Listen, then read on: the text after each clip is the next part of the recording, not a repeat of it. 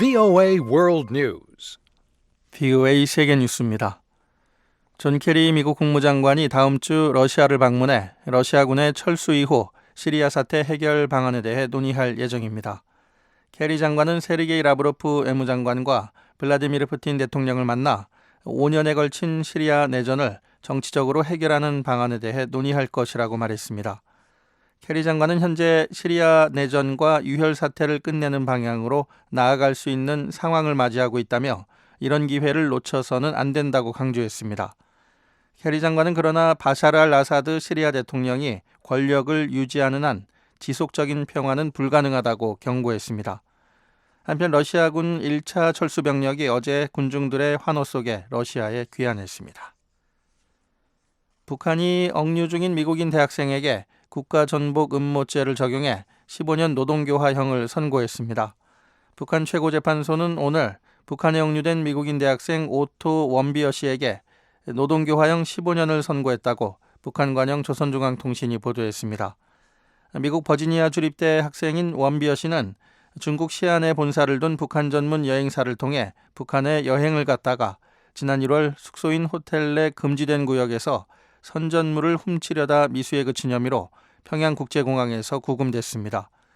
현재 북한에는 원비어 씨 외에도 한국계 캐나다인인 이면수 목사가 특대형 국가전복 음모죄로 무기익 노동교화형을 받고 복역 중이며 미국 국적의 김동철 씨는 간첩 혐의로 체포돼 수감돼 있습니다. 어제 실시된 미국 대통령 후보 경선의 미니 슈퍼 화요일 예비선거에서 공화당의 도널드 트럼프 후보와 민주당의 힐러리 클린턴 후보가 각각 큰 승리를 거뒀습니다. 트럼프 후보는 플로리다와 일리노이, 노스캐롤라이나주에서 승리했으며 미주리주에서는 테드 크루즈 후보와 선두 다툼을 벌이고 있습니다. 하지만 오하이오주에서는 주지사인 존 케이식 후보가 트럼프 후보를 제치고 승리했습니다. 그런가 하면 자신의 지역구인 플로리다주는 물론 어제 예비선거가 실시된 5개 주 가운데 한 곳도 승리하지 못한 마르코 루비오 후보는 경선 포기를 선언했습니다. 민주당의 경우 클린턴 후보는 플로리다와 오하이오, 일리노이, 노스캐롤라이나 4개 주에서 승리한 가운데 미주리주에서는 버니 샌더스 후보와 경합을 벌이고 있습니다.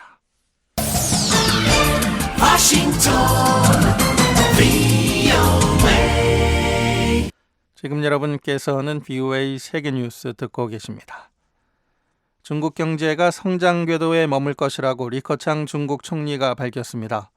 리 총리는 오늘 전국인민대표대회 폐막 직후 기자들에게 중국이 오는 2020년까지 6.7에서 7% 성장을 목표로 하는 경제발전 5개년 계획을 채택했다며 이같이 밝혔습니다. 전국인민대표대회는 또 경제정책으로 국가부채 삭감과 국영기업 간소화, 금융시장 개혁 방안 등을 추진하기로 결정했습니다. 리 총리는 특히 경제 활성화를 위한 개혁의 중요성을 강조했습니다. 중국 정부는 최근 공급자 중심의 개혁 조치들로 인해 일자리를 잃은 노동자들을 지원하기 위해 지난달 153억 달러의 기금을 출연했습니다. 리 총리는 아울러 기존 상하이 증시와 홍콩 증시 간 증권 거래 프로그램을 확대해 선전 증시와도 연계하는 방안을 검토하고 있다고 밝혔습니다.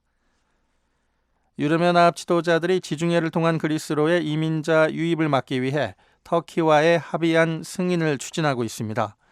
이와 관련해 유럽연합 28개국 정상들은 이번 주 벨기에 브뤼셀에서 정상회의를 재개할 계획입니다.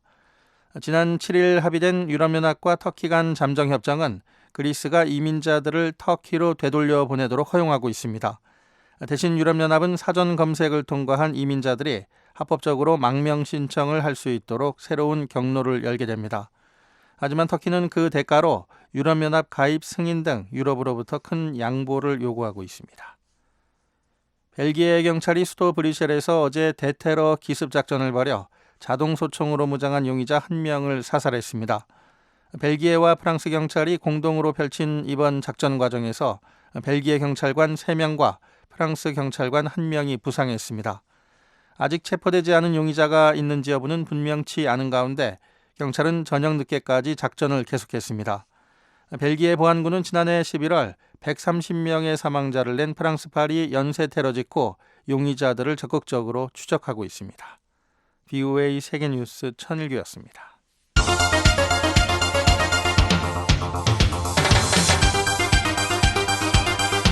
VOA News Today.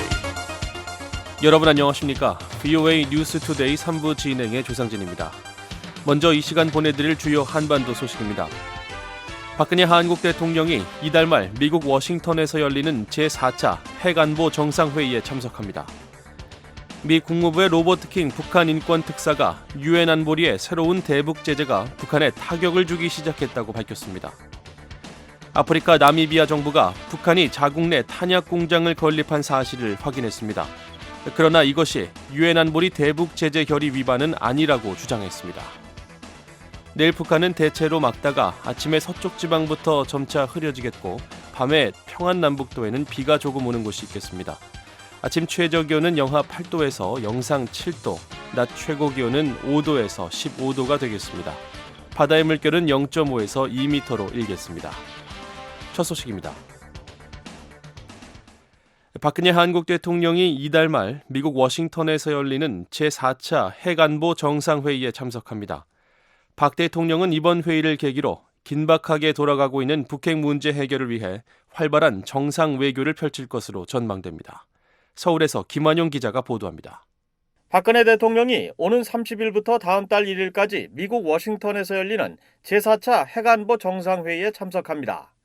청와대는 16일 보도자료를 내고 이번 회의가 변화하는 핵테러 위협에 대해 의견을 교환하고 핵안보 강화를 위한 성과를 점검하는 한편 지속적인 국제협력 강화 방안에 대해 의견을 나누는 자리가 될 것이라고 밝혔습니다.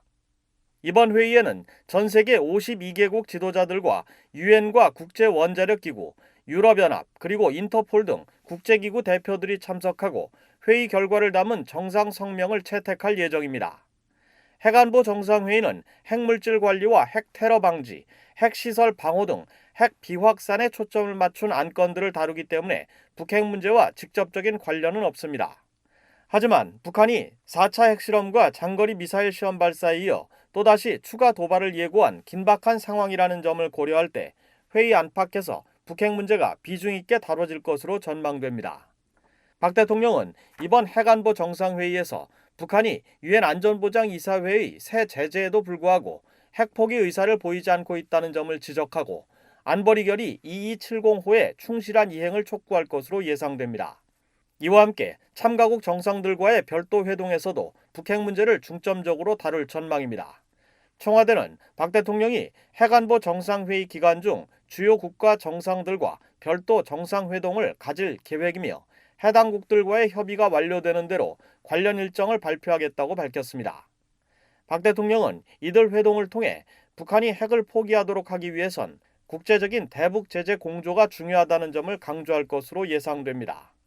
특히 이번 회의를 주재하는 바락 오바마 미국 대통령은 물론 시진핑 중국 국가주석이나 아베 신조 일본 총리 등 북핵 문제 핵심 관련국 정상들과의 회동 결과가 주목됩니다. 한국 외교부 산하 국립외교원의 김한권 교수입니다. 핵안보 정상회의에서 다자 간의 비확산에 관한 협력은 물론이고 눈앞에 닥친 북핵 문제 해결을 위해서 한미중, 한중일 또는 한미, 한중 간에 좀 더 진전된 문제 해결을 위한 논의가 깊어지기를 희망하고 있습니다. 이번에 박 대통령과 시 주석의 회동이 성사될 경우 북한의 4차 핵실험 이후 첫 한중 정상 간 만남이기 때문에 대북 제재의 실효성을 높이는 방안을 놓고 심도 있는 논의가 이루어질 것으로 예상됩니다. 이와 함께 이번 핵안보 정상회의에선 북한 영변 핵시설의 안전 문제도 관심사로 다뤄질 수 있다는 관측입니다. 핵안보 정상회의는 오바마 대통령의 제안으로 지난 2010년 워싱턴에서 첫 회의가 열린 뒤 서울과 네덜란드 헤이그에서 각각 2차와 3차 회의가 개최된 데 이어 이번에 다시 워싱턴에서 열리게 됐습니다. 청와대는 이번 회의가 마지막 핵안보 정상회의가 될 것이라며 앞으로는 국제원자력기구를 중심으로 한 강요급 회의 등을 통해 국제사회의 핵안보 분야 협력 증진 노력이 지속될 것이라고 설명했습니다. 한편 박 대통령은 핵안보 정상회의 일정을 마무리 지은 뒤 다음 달 2일부터 5일까지 엔리케 페냐 니에토 멕시코 대통령의 초청으로 멕시코를 공식 방문합니다. 박 대통령은 다음 달 4일 니에토 대통령과 정상회담을 갖고 정치와 경제, 문화, 지구촌 현안 등 다방면에 걸친 상호 관심사를 논의합니다. 또 북핵 등 한반도 문제에 대해서도 협의하고 유엔 안전보장이사회 결의 2270호에 충실하고 실효적인 이행을 위한 구체적인 협력 방안에 대해서도 의견을 나눌 예정이라고 청와대는 전했습니다. 서울에서 VOA 뉴스 김환용입니다. 한국 정부는 김정은 북한 국방위원회 제1위원장이 추가 핵실험과 장거리 미사일 발사를 예고한 데 대해 북한이 제대로 살 수 있는 변화의 길로 나오라고 거듭 촉구했습니다. 한국통일부 정준희 대변인은 오늘 기자설명회에서 북한이 무리하게 도발을 일삼고 국제사회의 우려에 반하는 행동을 고집하는 것은 정당한 방법이 아니라며 이같이 말했습니다.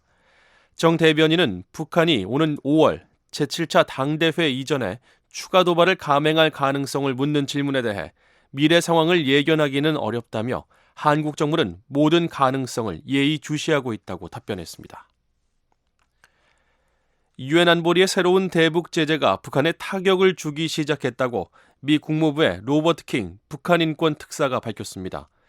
킹 특사는 대북 제재가 앞으로 북한에 더 타격을 가할 것으로 내다봤습니다. 이현철 기자의 보도입니다. 미 국무부의 로버트 킹 북한 인권 특사는 유엔 안보리의 새로운 대북 제재가 북한에 타격을 주기 시작했다고 말했습니다.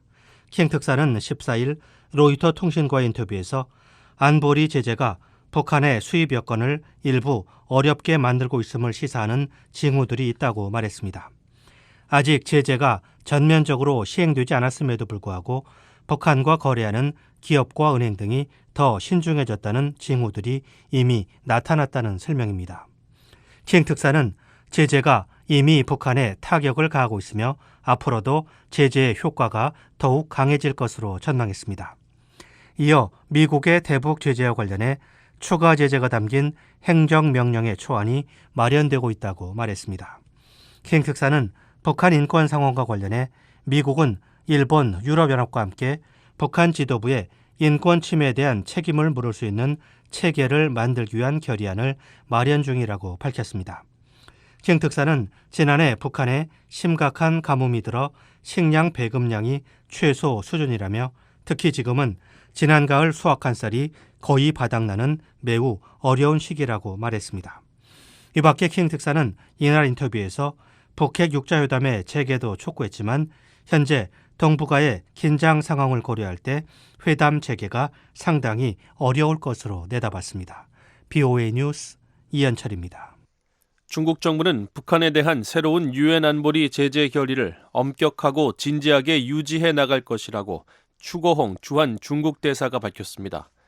추 대사는 오늘 서울의 고려대학교에서 열린 특별 강연에서 북한의 4차 핵실험 이후 중국이 대북 제재에 동참한 것은 북한이 안보리 결의를 어긴 데 따라 원칙을 적용한 것이라며 이같이 말했습니다.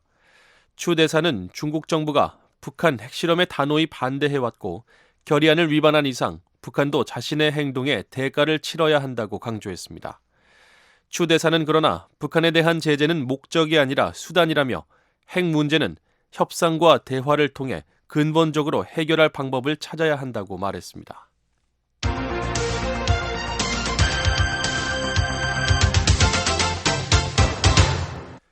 미국과 한국군의 연합 군사훈련이 사상 최대 규모로 진행 중인 가운데 북한의 급현 사태 때 대량 살상 무기를 확보하는 연습이 주목을 받고 있습니다. 미국의 유력 매체는 이번 훈련에 북한 수뇌부를 국제형사재판소 ICC에 회부할 수 있는 증거를 확보하는 연습이 포함되어 있다고 보도했습니다. 김영권 기자가 전해드립니다. 미국의 워싱턴 포스트 신문은 14일 미군과 한국군이 비무장지대 인근 기지에서 유사시 북한의 화학무기를 확보하는 실전 훈련을 진행하고 있다고 전했습니다. 이 신문은 한국군 100명과 미군 600명 등 700명이 18일 동안 28차례 훈련을 실시한다며 다양한 연습이 포함되어 있다고 전했습니다. 유사시 북한에 진입해 숨겨진 화학무기 시설을 찾아 표본을 채취하고 내용물을 식별하는 연습에서부터 이를 안전하게 통제하는 훈련들이 매우 정교하게 진행되고 있다는 겁니다. 이 훈련을 위해 미국 남부 텍사스주의 포트 후드 기지에서 파견된 조나단 오코넬 중위는 실제 상황을 염두에 둔 시나리오에 따라 훈련이 실시되고 있다고 말했습니다. 오코넬 중위는 특히 비무장지대 인근 훈련 장소에서 도보로 불과 몇 시간 거리에 북한의 여러 화학무기 시설들이 있는 것으로 알려져 있다며 실전 훈련의 중요성을 강조했습니다. 미얀연합군은 대북 정보를 토대로 낡은 건물에 북한과 비슷한 화학무기 시설들을 설치하고 미 2사단 화학부대 특수요원들이 노트북과 카메라, 유리 보관함, 스캐너 등 다양한 장비를 동원해 훈련을 실시하고 있습니다. 이 화학부대는 2사단 산하 23 화학대대로 지난 2004년 주한미군 재편 과정에서 철수했지만 북한의 화학무기 위협이 높아지면서 2013년 9년 만에 재배치됐습니다. 워싱턴 포스트 신문은 23 화학부대가 해외에 주둔 미군 부대 가운데 화학무기 대응을 포괄적으로 전담하는 유일한 부대라고 지적했습니다. 미국 국방부는 지난 2월 의회에 제출한 북한 군사안보 동향 보고서에서 북한이 오랫동안 화학무기 프로그램을 운영해왔다고 지적했습니다.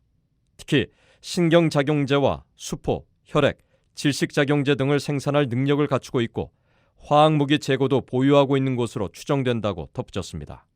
또 북한군이 관련 방어훈련을 정기적으로 실시하고 있다며 북한은 화학무기 금지조약 가입국이 아니라고 지적하고 있습니다. 척 헤이글 전 국방장관은 재임 시절인 지난 2013년 상원 군사위원회 청문회에서 북한이 엄청난 양의 화학무기를 보유하고 있다고 지적했었습니다. 그러면서 북한의 화학무기 위협과 대응에 대해 당시 김관진 한국 국방장관과 장시간 협의했다고 말했습니다. 한국 국방부는 지난 2월 국회 보고에서 북한이 25개 종류의 화학무기 최대 5,000톤을 보유하고 있는 것으로 추정했습니다. 미군 2사단 23 화학대대장인 애덤 힐브로 중령은 워싱턴 포스트 신문에 유사시 부대원들이 북한의 화학무기 시설에서 어떤 일들이 벌어지고 있고 그 시설에 무엇이 있는지 등을 규명할 필요가 있다며 수집된 북한의 시설 사진들을 훈련에 적용해 맞춤형 연습을 하고 있다고 말했습니다. 힐브로 중령은 특히 유사시 북한에서 발견해 확보한 생화학무기 표본들은 앞으로 김정은 국방위원회 제1위원장과 그 측근들을 국제형사재판소에 회부하는 데 사용될 수도 있다고 밝혔습니다. 화학무기는 적은 양으로도 엄청난 인명을 살상할 수 있습니다. 최근엔 시리아 정권이 내전에서 화학무기 공격을 가해 적어도 1000여 명이 한꺼번에 사망했다는 보고도 있었습니다. 한편 워싱턴 포스트 신문은 미얀연합훈련이 방어적 훈련이지만 북한 정권이 붕괴하거나 북한이 한국에 자폭 공격을 가할 경우에 대비한 대응 훈련도 실시되고 있다고 전했습니다. 미얀연합군사훈련은 현재 미군 17,000명, 한국군 30만 명이 참가한 가운데 사상 최대 규모로 실시되고 있습니다. VOA 뉴스 김영권입니다. 아프리카 나미비아 정부가 북한이 자국 내 탄약 공장을 건립한 사실을 확인했습니다. 하지만 탄약 공장과 관련해 유엔 안보리의 대북 제재 결의를 위반하지는 않았다고 주장했습니다. 김정우 기자가 전해드립니다. 나미비아에서 발행되는 나미비안 신문은 네툼보 난디 다이드와 나미비아 외교부총리가 북한이 지은 탄약 공장이 나미비아에 있다는 사실을 확인했다고 14일 보도했습니다. 하지만 이 공장은 유엔 안보리의 대북 제재 결의를 어긴 것이 아니라고 난디 다이와 부총리는 주장했습니다. 보도에 따르면 난디 다이와 부총리는 나미비아 정부가 잘못된 일에 관여한 바 없고 이 문제와 관련해 유엔이 요청한 물음에 답하고 자료를 제공하는 등 유엔에 협조할 것이라고 말했습니다. 유엔 안보리 대북제재위원회 산하 전문가 패널은 최근 공개한 보고서에서 북한 군수업체가 나미비아에 군수공장을 건설하는 등 제재를 심각하게 어긴 사례가 있다고 지적했습니다. 이 보고서는 지난 2002년부터 2005년 사이 나미비아 윈드힉 지역의 레오파드 계곡에 북한의 만수대 해외 프로젝트 그룹이 탄약 공장을 건설했다고 밝혔습니다. 이 업체는 또 나미비아에서 군사학교나 국방부 건물 등 군사시설 건설에도 관여했다고 보고서는 밝혔습니다. 유엔은 만수대 해외 프로젝트 그룹이 북한의 조선광업개발회사와 관계가 있는 것으로 보고 있습니다. 조선광업개발회사는 재래식 무기와 탄도미사일 관련 품목을 수출한다는 이유로 지난 2009년부터 유엔의 제재 명단에 포함되어 있습니다. 이와 관련해 난디 다이와 나미비아 부총리는 탄약 공장을 북한인들이 지은 것이 맞지만 이 사업은 북한이 관여한 다른 나미비아 내 사업들과 마찬가지로 나미비아 정부가 추진한 것이라고 밝혔습니다. 그러면서 탄약 공장을 비롯해 북한이 관여한 모든 공사는 유엔의 대북 제재 발효 이전에 시작됐고 탄약 공장에서 나오는 총탄은 나미비아에서만 사용한다고 강조했습니다. 난디 다이와 부총리는 또 북한이 오래전부터 나미비아를 도왔다며 유엔 제재가 북한과의 외교 관계를 막지는 않는다고 덧붙였습니다. 난디 다이와 외교부총리는 유엔의 대북 제재가 시행된 이후 나미비아에 북한이 건설한 탄약 공장은 없다고 말했습니다. VOA 뉴스 김정우입니다. 찰스 랭글 미 연방 하원 의원이 한반도에서 위기 상황이 고조되고 있는 데 대해 우려를 나타냈습니다. 랭글 의원은 최근 북한이 뉴욕 맨해튼을 핵 공격하겠다고 위협한 데 대해 묻는 VOA의 질문에 한국 전쟁에서 목숨을 잃을 뻔한 참전 용사 출신으로서 한반도에서 긴장과 불안이 고조되는 것을 깊이 우려한다고 밝혔습니다. 랭글 의원은 한국인들은 60년 넘게 전쟁으로 인한 분단과 이산 가족의 아픔을 감내했다며 이 지역의 평화와 안정을 확보하고 궁극적으로 한반도 통일로 이르는 해법을 찾아야 한다고 말했습니다. 랭글 의원은 북한이 핵 공격을 위협한 맨해튼이 지역구입니다.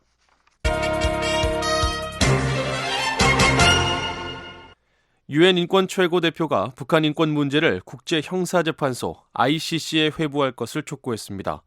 아울러 인권 상황 개선을 위한 북한과의 대화와 교류도 강조했습니다. 이현철 기자가 보도합니다. 북한 인권 문제를 해결하기 위해서는 북한 상황을 국제형사재판소 ICC에 회부하는 것이 필수적이라고 케이트 길모어 유엔 인권 최고 부대표가 밝혔습니다. 길모어 부대표는 15일 스위스 제네바에서 속개된 31차 유엔 인권이사회회의에서 자이드 알후세인 유엔 인권 최고대표를 대신해 유엔 인권 서울사무소 활동 보고서를 제출하면서 이같이 말했습니다. The High Commissioner remains convinced that this would be an essential step given the persistent 자이드 유엔 인권 최고대표는 북한에서 자행되고 있는 인권 침해 규모와 심각성을 고려할 때 유엔 안보리가 북한 상황을 ICC에 회부하는 것이 필수적인 조치라고 확신하고 있다는 겁니다. 길모어 부대표는 북한 당국이 주민들의 이동의 자유와 표현의 자유, 집회, 결사의 자유를 극도로 제한하고 있다고 지적했습니다. 특히 적어도 4개의 대규모 정치범 수용소를 운영하면서 수감자들을 고문하고 자의적 처형을 계속하고 있다며 중대한 우려를 표시했습니다.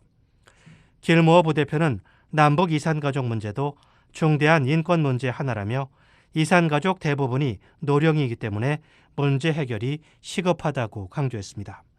이어 북한 인권 개선을 위해서는 북한 당국과의 대화와 교류가 필요하다는 점도 강조했습니다.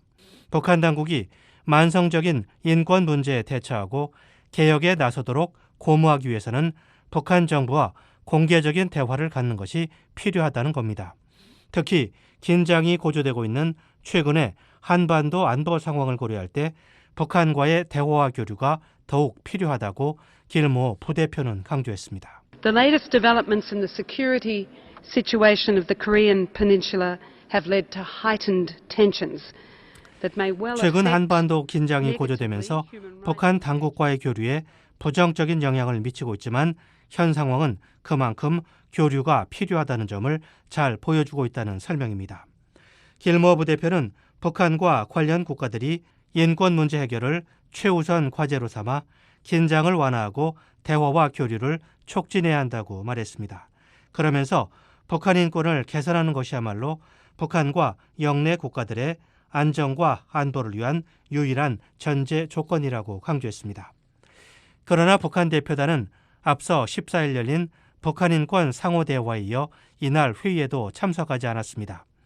이수영 북한 외무상은 지난 1일 고위급 연설에서 북한 인권 문제를 선택적으로 개별화해 정치적으로 공격하고 압력을 가하는 회의들에 더 이상 참가하지 않을 것이라고 밝힌 바 있습니다. 하지만 북한의 서세평 제네바 대표부 대사는 길모어 부대표의 보고가 끝난 뒤 이어진 일반 토론에 참석해 미국과 일본의 인권 문제를 비판했습니다. 이에 대해 북한이 인권이사회 자체를 거부하는 것이 아니라 북한 관련 회의만 거부할 것임을 내비친 것이란 관측이 나오고 있습니다. 한편 이날 토론에서는 북한 인권 문제에 대한 국제사회 우려와 비판이 계속 제기됐습니다. It is incomprehensible that the government of the DPRK continues to prioritize the development of its nuclear and ballistic. 영국 대표는 북한 정부가 주민들의 복지보다는 핵과 탄도미사일 개발을 우선시하고 있는 것을 이해할 수 없다고 비판했습니다.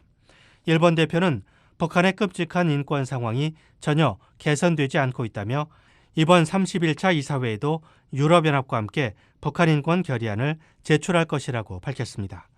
한국 정부 대표는 지난해 서울에 설치된 유엔인권 서울사무소가 북한의 인권 상황을 계속 감시하고 기록함으로써 북한 인권 침해 책임자 규명과 처벌에 기여할 것으로 확신한다고 말했습니다.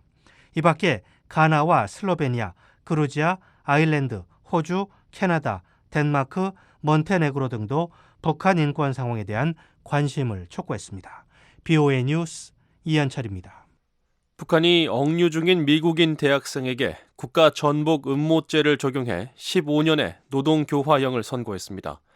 미국의 인권단체는 대학생의 장난기 어린 실수에 15년형을 선고한 것은 경악할 만한 일이라며 석방을 촉구했습니다. 이은경 기자가 전해드립니다. 북한 최고재판소가 북한에 억류된 미국인 대학생 오토 원비어 씨에게 노동교화형 15년을 선고했다고 북한관영 조선중앙통신과 외신들이 16일 보도했습니다.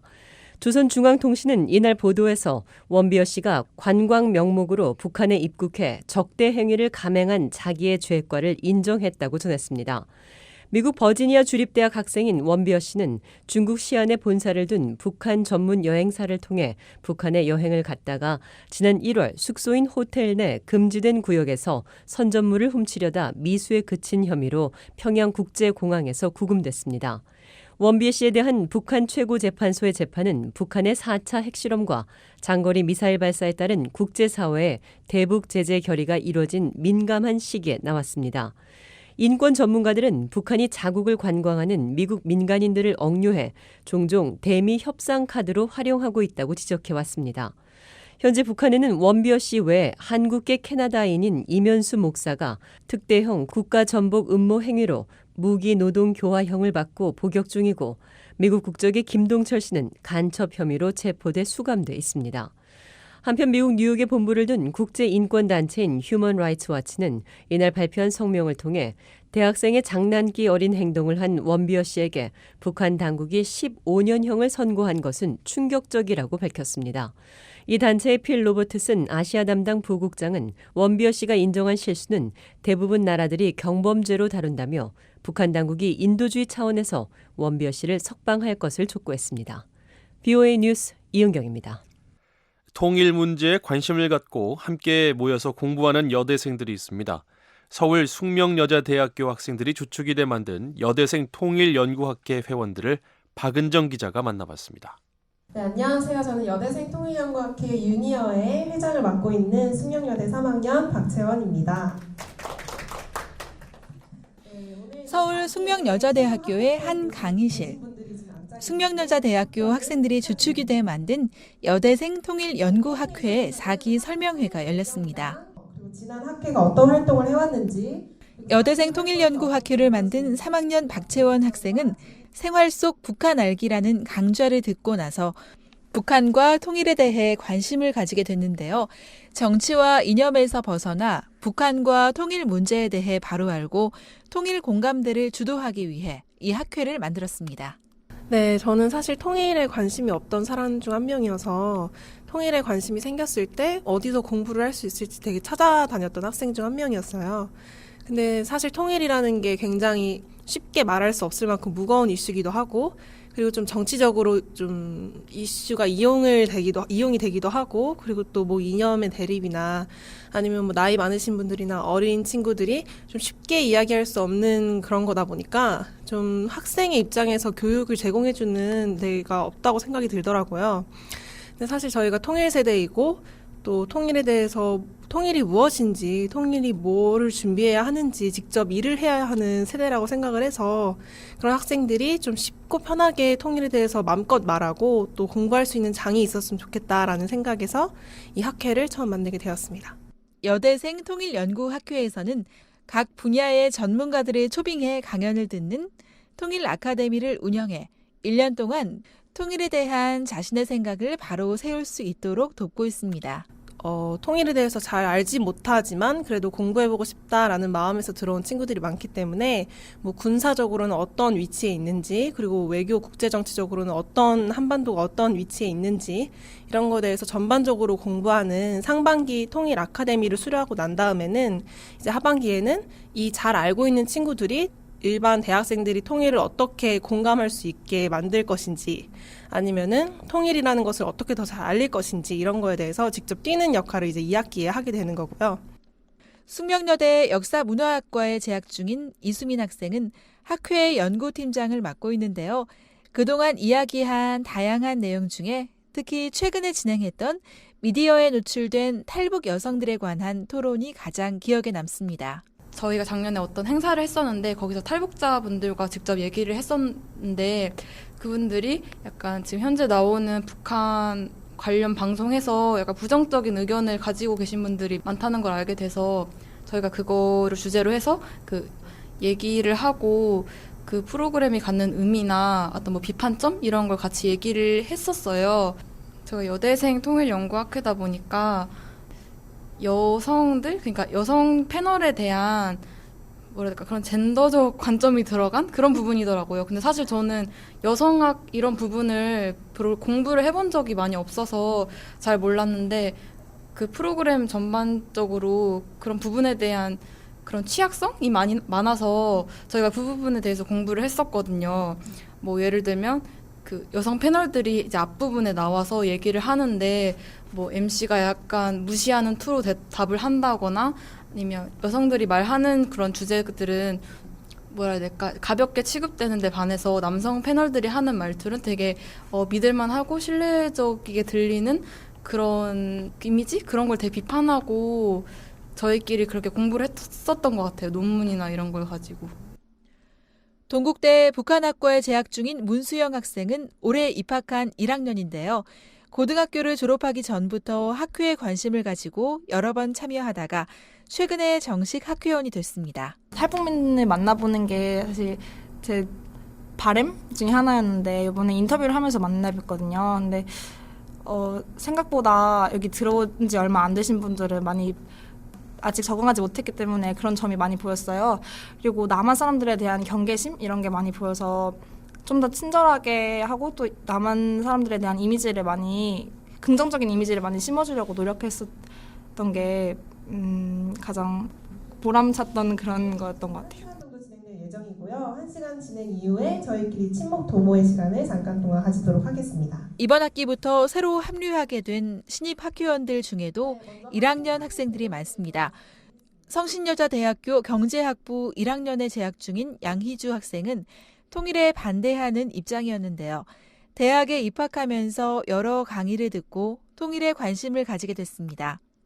약간 분담 비용 때문에 통일을 좀 반대하는 입장이었는데 약간 경제학과이기 때문에 북한의 경제에 특히 관심을 가지고 싶고 정치나 사회 분야에서도 좀 관심을 갖고 싶습니다. 그리고 또한 또 꼭 통일이 아니더라도 요즘 사드 배치나 그 개성공단 폐쇄 그런 영향을 많이 받는 것 같은데 남북 관계에 대해서 더 생각을 해보고 싶습니다. 숙명여대 법학과에 재학 중인 김민주 학생 역시 앞으로 다가올 통일에 준비해야겠다는 마음으로 북한과 통일에 대해 좀 더 잘 이해하고 알아야겠다는 생각에 여대생 통일연구학회에 가입하게 됐습니다. 제가 대한민국 국민임에도 불구하고 통일에 대해서 너무 무지하고 제가 너무 관심이 없는 것 같아서 북한에 대해서 공감하고 이해하려면 더 많이 알아야 된다고 생각해서 지원하게 되었습니다. 법학과에 재학 중인데 그래서 뭐 인권 문제라든지 그런 부분에 대해서 좀 더 알아보고 싶습니다. 북한에서 자유와 인권에 대한 자유와 인권을 핍박받으면서 사는 그런 북한 주민분도 계시고 여대생 통일연구학회는 학기별로 진행하는데요. 4기 여대생 통일연구학회는 17일 군사와 안보에 관한 강의로 시작해 오는 5월 말 이번 학기 정기 토론회를 마지막으로 상반기 일정을 마무리하게 됩니다. 서울에서 VOA 뉴스 박은정입니다.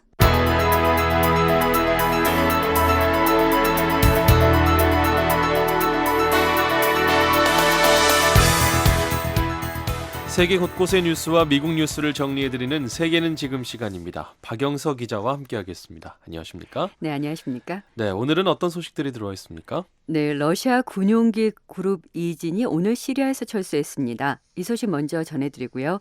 이어서 중국 최대의 정치 행사인 전국인민대표대회 폐막 소식, 그리고 어제 미국 5개 주에서 열린 예비선거 결과 전해드리겠습니다. 네, 자, 첫 소식 먼저 보겠습니다. 러시아 군용기 그룹 이진이 오늘 시리아를 떠나서 러시아로 복귀 중이라는 소식이군요. 예, 그렇습니다. 러시아 국방부가 어제에 이어서 오늘 더 많은 자국의 군용기들이 시리아 서부 흐메이민 공군 기지를 출발해서 러시아로 복귀 중이라고 밝혔습니다.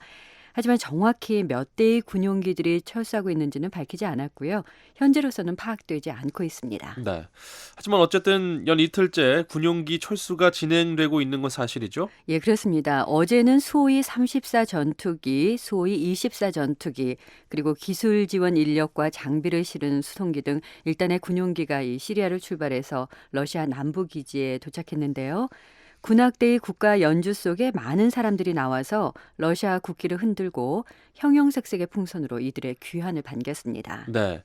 자, 러시아군의 이번 철수, 블라디미르 푸틴 대통령이 앞서서 전격적으로 철수 발표를 하면서 이루어진 거죠? 맞습니다. 월요일에 시리아에 있는 주요 전력을 철수할 거라는 푸틴 대통령의 발표가 있었고요. 화요일과 수요일 이틀째 일단의 군용기 그룹이 시리아에서 철수를 하고 있는 겁니다. 네. 예, 푸틴 대통령은 시리아에 러시아 군을 투입한 목표를 달성했다면서 철군 이유를 밝혔었습니다. 네. 이 대략적인 철군 규모는 얼마나 될까요? 그게 정확하지가 않습니다. 이 푸틴 대통령은 시리아에 파병한 모든 전력을 다 철수하는 건 아니라고 분명히 밝혔는데요. 네. 하지만 앞으로 얼마나 더 많은 군용기 편대가 철수할지 또 구체적인 철수 병력의 규모는 밝히지 않고 있습니다. 네. 이 철군 규모가 지금 나오지 않고 있지만 사실 그 시리아에 현재 얼마나 많은 그 러시아 병력이 주둔 중인지도 정확하게 나온 게 없지 않습니까? 예, 그렇습니다. 러시아가 이 시리아 주둔 병력의 규모를 밝히지 않았기 때문인데요. 하지만 앞서 미군 관계자는 러시아가 적어도 50여 대 이상의 군용기 그리고 3,000명에서 6,000명 사이의 병력을 운용하는 걸로 보인다고 밝힌 바 있습니다. 네. 러시아가 지난해 9월 말부터 이 시리아 정부의 그 테러 격퇴 작전을 지원한다면서 이 군사 개입을 해왔는데 러시아가 쓴 경비, 이 군사 경비도 상당히 많을 것 같은데요. 어떻습니까? 예, 러시아의 국방부 자료와 전문가들의 평가를 인용해서 러시아의 한 일간지가 보도한 게 있는데요. 지난해 9월 말부터 시작된 이 시리아 공습 작전에 들어간 비용이 384억 루블, 그러니까 미국 달러로 약 5억 4천만 달러에 달하는 걸로 나타났습니다. 또 공습 초기에 50대였던 군용기도 70대 수준으로 늘어난 것으로 전해졌습니다. 예. 자, 푸틴 대통령이 이제 러시아군 철군을 결정하면서 시리아 파병 목표를 달성했기 때문이다 이렇게 철군 이유를 밝혔는데요. 네. 그런데 진짜 러시아군의 철군 이유에 대해서는 뭐 많은 추측들이 나오고 있죠. 예, 그렇습니다. 일각에서는 이 시리아 내전에서 정부군이 어느 정도 승기를 잡았기 때문에 철군하는 거라는 분석도 나오고 있는데요. 하지만 또 한편으로는 이 푸틴 대통령이 시리아의 바샤르 알 아사드 정권에 압박을 가하기 위해서 철군을 단행한 거라는 얘기도 나오고 있습니다. 예. 자, 시리아 정부는 여기에 대해서 어떤 이야기를 하고 있나요? 예, 아사드 대통령 측은 러시아군이 철수하고 있다 하더라도 이들이 다시 돌아오지 않는다는 걸 뜻하는 건 아니라고 강조했습니다. 그러니까 이 러시아군이 다시 복귀할 수도 있다는 얘기죠. 예. 예, 또 일각에서 나오고 있는 시리아 정부 압박설에 대해서도 전혀 근거가 없는 얘기라고 일축하고 있습니다. 예. 자, 러시아군이 이제 전원 철수를 하는 게 아니라면 어느 정도 병력이 남게 될까요? 예, 러시아 정부는 이 시리아의 해군과 공군 기지에 약 1,000명 정도의 병력은 유지하겠다는 방침입니다. 한편 시리아 국방부는 이 테러와의 전쟁에서 승리했다고 선포하기에는 아직은 너무 이르다면서 러시아 공군은 테러를 표적으로 한 작전 임무를 수행 중이라고 강조했습니다. 네. 자, 이런 가운데 존 케리 미 국무장관이 다음 주에 러시아를 방문할 예정이다 이런 발표가 나왔어요. 예, 케리 장관이 어제 러시아의 시리아 철군 문제 또 시리아 내전 상황을 논의하기 위해서 다음 주에 러시아를 방문한다고 발표했는데요. 네. 예, 러시아를 방문해서 푸틴 대통령 그리고 세르게이 라브로프 러시아 외무장관과 만날 예정이라고 합니다. 케리 장관은 지금이 내전을 끝낼 아주 중요한 단계에 도달했다면서 시간 낭비할 때가 아니라고 강조했는데요. 하지만 시리아의 항구적인 평화는 이 아사드 정권의 이양 없이는 불가능하다는 점도 강조했습니다. 네, 다음 소식 살펴보겠습니다. 이번엔 중국으로 가볼 텐데요. 중국 최대 정치 행사죠. 전국 인민대표대회, 전인대가 오늘로써 모두 끝났군요. 예, 그렇습니다. 지난 5일에 시작해서 약 열흘 동안 진행됐던 전인대가 오늘 오전에 베이징 인민대회당에서 폐막식을 가졌습니다. 예. 예, 이 폐막식에는 시진핑 중국 국가주석, 리커창 총리 등 최고 지도부 7명, 그리고 약 3,000명에 달하는 대표들이 참석했습니다. 네. 자, 보통 이 전인대와 함께 전국 인민정치협상회의, 줄여서 정협을 중국의 양회로 부르는데요. 정협 행사도 역시 마찬가지로 끝났죠? 네, 전국인민정치협상회의는 중국의 최고 정치자문기관인데요. 보통 전인대와 같은 기간에 열려서 양회라고 합니다. 이 정협은 지난 3일에 위정성 정협 주석을 비롯해서 약 2,100명이 참석해서 중국 공산당과 정부 당국에 제시할 정책을 마련한 후에 14일 폐막식을 가졌습니다. 네. 이 전인대 같은 경우에는 중국의 중요한 정책들이 결정되기 때문에 최고 의결 기관이라고 할 수 있는데, 자, 이번 전인대에서는 어떤 내용들이 주로 다뤄졌습니까?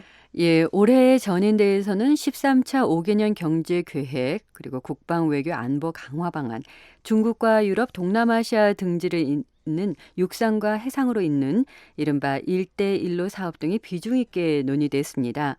그중에서도 특히 관심을 모았던 게 13차 5개년 경제계획이었는데요. 중국은 5년 단위로 경제계획을 수립해서 추진 중입니다. 예.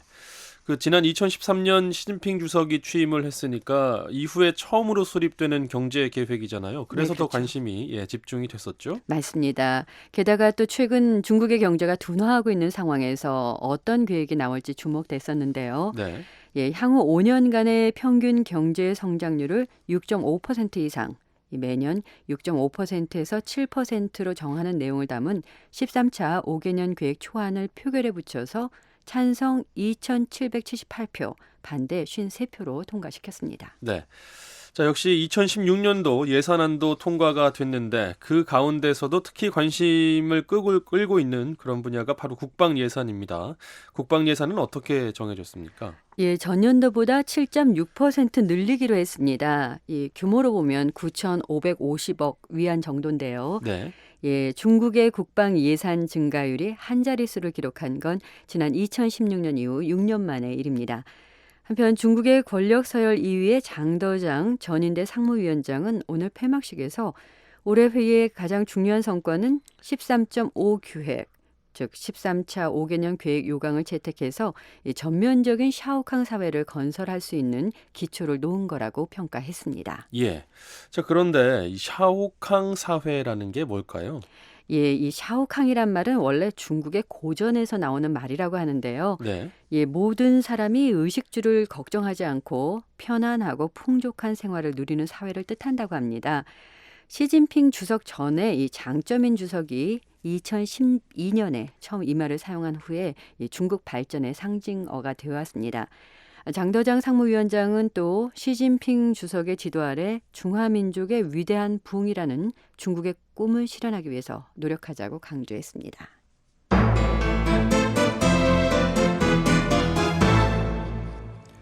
자, 끝으로 미국의 대통령 선거 관련 소식 살펴보겠습니다.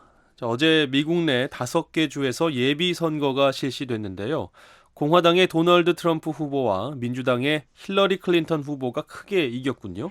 예, 그렇습니다. 트럼프 후보와 클린턴 후보가 각각 공화당과 민주당 대통령 후보 지명을 받을 가능성이 한층 더 높아졌습니다. 트럼프 후보는 오하이오주에서 존 케이식 주지사에게 패했지만 플로리다주, 노스캐롤라이나주, 일리노이주에서 승리했고요.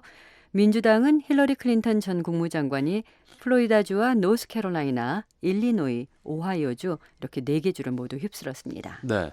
아직 미주리주에서는 최종 결과가 나오지 않은 건가요? 예, 공화당과 민주당 모두 1위와 2위 사이에 치열한 접전이 벌어지고 있는데요. 네. 0.2%포인트 정도로 근소한 차이긴 하지만 역시 트럼프 후보와 클린턴 후보가 앞서고 있습니다.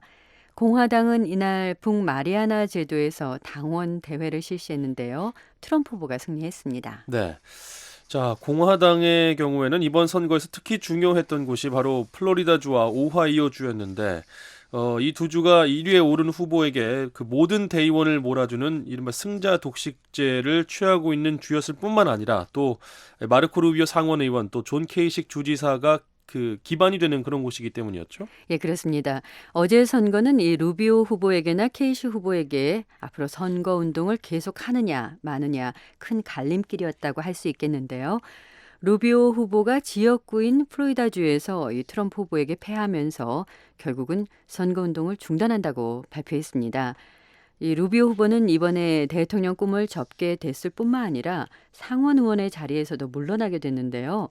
내년에 임기가 끝나는데 이 대통령 선거 운동에 집중하기 위해서 이 재선에 도전하지 않았기 때문입니다. 네, 이 루비오 후보는 이렇게 중도 탈락을 했지만 케이식 후보 같은 경우에는 또 새롭게 희망을 얻었죠. 예, 자신이 주지사로 있는 오하이오주에서 이 승리를 거둔데요. 처음에는 여론조사에서 트럼프 후보에게 물렸는데 점점 격차를 좁히더니 두 자릿수 격차를 보이면서 승리를 거뒀습니다. 네. 케이식 후보가 경선 과정에서 1위를 한 것은 이번이 처음인 건가요? 예, 그렇습니다. 하지만 앞길이 그리 밝지만은 않은데요. 대의원 수에서 트럼프 후보뿐만 아니라 2위인 테드 크루즈 상원 의원에게도 크게 밀리고 있습니다. 이 루비오 후보가 탈락하면서 공화당의 주류 세력이 이 케이식 후보 중심으로 단합할 가능성도 있긴 한데요. 하지만 올해 선거에서는 이 공화당 주류보다는 이 트럼프 후보나 크루즈 후보 같이 이른바 아웃사이더, 그러니까 이 비주류 세력을 대표하는 후보가 각광을 받는 상황이고요. 예. 예, 앞으로 경선이 치러질 주들 가운데서 이 케이시 후보가 특별히 우세한 주가 또 별로 없습니다. 이런 상황에서 케이시 후보가 트럼프 후보에게 얼마나 위협이 될지 미지수라는 게 전문가들의 의견입니다. 예. 자, 이번에는 민주당 상황을 좀 살펴보겠습니다. 지난주 미시간주에서 예상을 깨고 버니 샌더스 후보가 승리하면서 클린턴 후보의 대선 가동에 제동을 좀 걸었다, 이런 분석이 나왔었는데요. 이번에는 또 이변 없이 클린턴 후보가 대부분 주에서 승리를 거뒀군요. 예, 그렇습니다. 샌더스 후보가 노스캐롤라이나나 플로리다 같이 원래 클린턴 후보가 강세를 보여온 남부주들은 포기했지만 이 중서부주들에는 큰 기대를 걸었었는데요. 결국은 클린턴 후보에게 밀렸습니다. 예. 예, 샌더스 후보는 포기하지 않고 계속 싸우겠다고 다짐했는데요. 하지만 현재 클린턴 후보가 대의원 수에서 워낙 앞서고 있어서요. 이 샌더스 후보가 따라잡는 건 거의 불가능하다는 관측이 나오고 있습니다. 네. 자, 이제 남은 경선 일정은 어떻게 되나요? 예, 공화당이 오는 토요일 19일에 미국령인 버진 아일랜드에서 당원 대회를 열고요. 다음 주 화요일에는 애리조나주와 유타주에서 민주당과 공화당 예비선거가 열립니다. 이날 공화당은 또 미국령 사모아에서, 그리고 민주당은 아이다호주에서 경선을 치릅니다. 네. 자, 오늘은 여기까지 듣겠습니다. 세계는 지금 박영서 기자와 함께했습니다.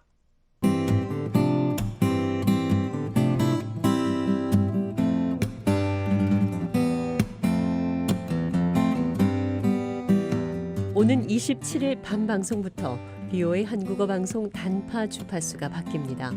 밤 7시 30분부터 11시 30분까지 보내드리는 중파 AM 1188kHz는 바뀌지 않습니다. 저녁 8시 30분부터 9시 30분까지는 단파 7460, 9490, 11990kHz로 저녁 9시 30분부터 11시 30분까지는 7460, 11990, 12110kHz로 방송됩니다. 3월 28일 새벽 방송부터는 단파 5875, 7365, 7485kHz로 새벽 3시 30분부터 5시 30분까지 2시간 동안 보내드립니다. 청취자 여러분의 애청 바랍니다.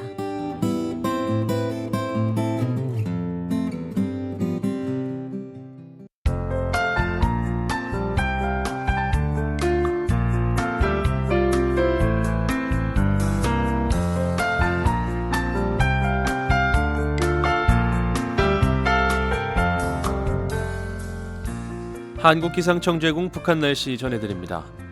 내일 북한은 대체로 맑다가 아침에 서쪽 지방부터 점차 흐려지겠고 밤에 평안남북도에는 비가 조금 오는 곳이 있겠습니다. 아침 최저 기온은 영하 8도에서 영상 7도, 낮 최고 기온은 5도에서 15도가 되겠습니다. 바다의 물결은 0.5에서 2m로 일겠습니다. 다음은 지역별 날씨입니다. 평안남북도 오후 들어 흐린 날씨 예상되고 안주와 구성, 희천에서는 가끔 비가 내리겠습니다. 평양은 아침 최저 1도, 낮 최고 14도, 남포 최저 1도에서 최고 14도, 신의주는 아침 최저 1도, 낮 최고 8도, 강계 최저 영하 2도, 최고 영상 13도 분포를 보이겠습니다. 황해도 지역도 역시 오후에 날이 흐려질 것으로 예상됩니다. 해주 최저 2도, 최고 11도, 개성 최저 0도, 최고 13도 분포를 보이겠습니다. 함경남도, 양강도, 강원도는 대체로 맑다가 오후 들어 구름의 양이 많아질 것으로 예상됩니다. 함흥 최저 기온은 2도, 최고 15도, 해산 최저 영하 7도, 최고 영상 9도, 원산은 최저 4도, 최고 14도를 기록하겠습니다. 함경북도는 대체로 구름 조금 끼겠습니다. 청진 최저 기온은 4도, 최고 12도, 선봉 최저 1도, 최고 8도가 될 것으로 보입니다. 이어서 해상 날씨입니다.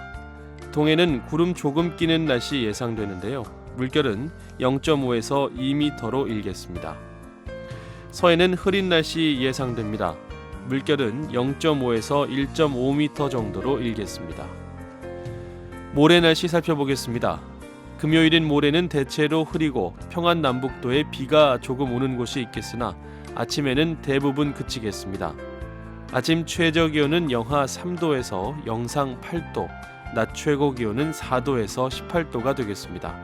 바다의 물결은 0.5에서 2m로 일겠습니다. 한국기상청 제공 북한 날씨 전해드렸습니다. 뉴스투데이 3부 애청해주신 여러분 감사합니다. 지금까지 진행의 조상진이었습니다. 끝으로 세계 뉴스가 이어집니다. 저희 미국의 소리 한국어 방송은 청취자 여러분의 제보를 기다리고 있습니다. 제보하실 팩스 번호는 1-202-382-5325입니다. 1-202-382-5325입니다. 여러분의 많은 참여 바랍니다.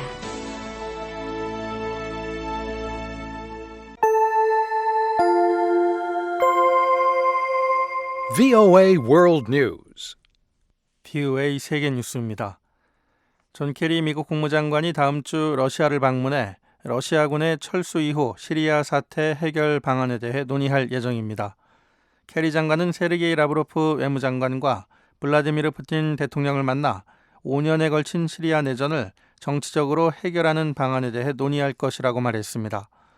케리 장관은 현재 시리아의 내전과 유혈 사태를 끝내는 방향으로 나아갈 수 있는 상황을 맞이했다며 이런 기회를 놓쳐서는 안 된다고 강조했습니다. 케리 장관은 그러나 바샤르 알 아사드 시리아 대통령이 권력을 유지하는 한 지속적인 평화는 불가능하다고 경고했습니다. 한편 러시아군 1차 철수병력이 어제 군중들의 환호 속에 러시아에 귀환했습니다. 푸틴 대통령은 전날 시리아에서 상당한 규모의 병력을 철수시키겠다고 전격 발표했습니다. 북한이 억류 중인 미국인 대학생에게 국가전복 음모죄를 적용해 15년 노동교화형을 선고했습니다. 북한 최고 재판소는 오늘 북한에 억류된 미국인 대학생 오토 원비어 씨에게 노동교화형 15년을 선고했다고 북한 관영 조선중앙통신이 보도했습니다. 미국 버지니아 주립대 학생인 원비어 씨는 중국 시안에 본사를 둔 북한 전문 여행사를 통해 북한에 여행을 갔다가 지난 1월 숙소인 호텔 내의 금지된 구역에서 선전물을 훔치려다 미수에 그친 혐의로 평양국제공항에서 구금됐습니다. 현재 북한에는 원비어 씨 외에도 한국계 캐나다인인 이면수 목사가 특대형 국가전복 음모 행위로 무기 노동교화형을 받고 복역 중이며 미국 국적의 김동철 씨는 간첩 혐의로 체포돼 수감돼 있습니다. 유럽연합 지도자들이 지중해를 통한 그리스로의 이민자 유입을 막기 위해 터키와의 합의안 승인을 추진하고 있습니다. 이와 관련해 유럽연합 28개국 정상들은 이번 주 벨기에 브뤼셀에서 정상회의를 재개할 계획입니다. 지난 7일 합의된 유럽연합과 터키 간 잠정협정은 그리스가 이민자들을 터키로 되돌려 보내도록 허용하고 있습니다. 대신 유럽연합은 사전 검색을 통과한 이민자들이 합법적으로 망명 신청을 할 수 있도록 새로운 경로를 열게 됩니다. 하지만 터키는 그 대가로 유럽연합 가입 승인 등 유럽으로부터 큰 양보를 요구하고 있습니다.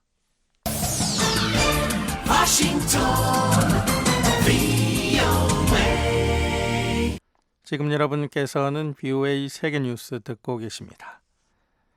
중국 경제는 계속 성장할 것이라고 리커창 중국 총리가 밝혔습니다. 리 총리는 오늘 전국인민대표대회 폐막 직후 기자들에게 중국이 오는 2020년까지 6.7에서 7% 성장을 목표로 하는 경제발전 5개년 계획을 채택했다며 이같이 밝혔습니다. 전국인민대표대회는 또 경제정책으로 국가부채 삭감과 국영기업 간소화, 금융시장 개혁 방안 등을 추진하기로 결정했습니다. 리 총리는 특히 경제 활성화를 위한 개혁의 중요성을 강조했습니다. 중국 정부는 최근 개혁 조치들로 인해 일자리를 잃은 노동자들을 지원하기 위해 지난달 153억 달러의 기금을 출연했습니다. 리 총리는 아울러 기존 상하이 증시와 홍콩 증시 간 증권 거래를 확대해 선전 증시와도 연계하는 방안을 검토하고 있습니다. 아르헨티나군이 불법 조업 단속에 저항하던 중국 어선을 격침시켰다고 AFP 통신 등 외신들이 보도했습니다. 아르헨티나 해군은 지난 14일 수도 부에노스아이레스에서 1460km 떨어진 푸에르토 마드린 연안에서 중국 저인망 어선인 류안 위안위 010호에 총격을 가했습니다. 해군은 중국 어선이 배타적 경제 수역에서 불법 조업을 했다며 경고를 묵살하고 경비정을 들이받으려고 시도해 무력을 사용했다고 설명했습니다. 어선에 타고 있던 4명은 구조 뒤 체포돼 아르헨티나 사법당국의 조사를 받고 있습니다. 중국 외교부는 성명에서 아르헨티나 측에 즉각적인 진상조사를 요구하고 중국 선원들의 법적 권리와 안전보장, 사태 재발 방지 등 조치를 취해달라고 촉구했습니다. 어제 실시된 미국 대통령 후보 경선의 미니 슈퍼화요일 예비 선거에서 공화당의 도널드 트럼프 후보와 민주당의 힐러리 클린턴 후보가 각각 큰 승리를 거뒀습니다. 트럼프 후보는 플로리다와 일리노이, 노스캐롤라이나 주에서 승리했으며 미주리주에서는 테드 크루즈 후보와 선두 다툼을 벌이고 있습니다. 민주당의 경우 클린턴 후보는 플로리다와 오하이오, 일리노이, 노스캐롤라이나 4개 주에서 승리한 가운데 미주리주에서는 버니 샌더스 후보와 경합을 벌이고 있습니다. VOA 세계뉴스 천일규였습니다.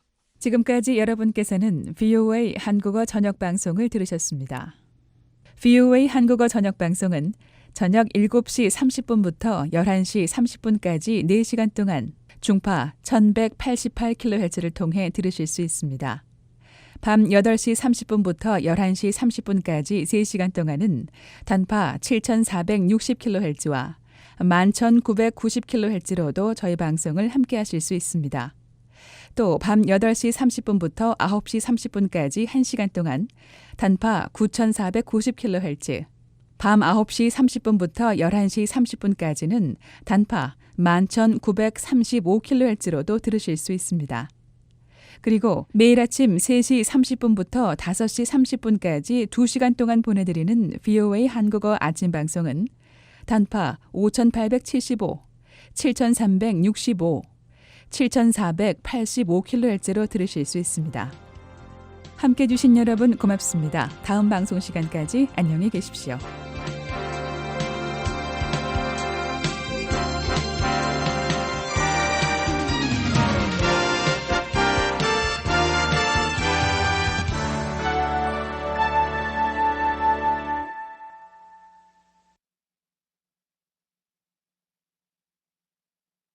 This program has come to you from the Voice of America, Washington.